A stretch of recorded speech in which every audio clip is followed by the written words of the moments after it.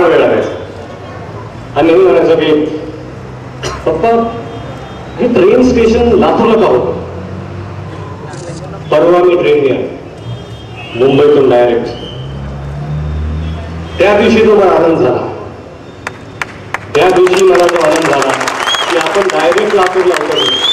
कुठेही गाडीने यायची गरज नाही, डायरेक्ट लातूरला उतरलो. त्या दिवशी जो आनंद झाला, मला विमानातून उतरल्यानंतर तेवढा आनंद झाला नाही जेवढा ट्रेनमधून उतरून आनंद झाला. हे साहेबांचं स्वप्न की लातूरला डायरेक्ट ट्रेन झाली पाहिजे. लातूरला साहेबांनी प्लेन आणली. मोबाईल फोन जेव्हा येणार होता त्याचा अजून एक चांगली गोष्ट दिसेल. BPL कंपनीने चालू केला होता मोबाईल.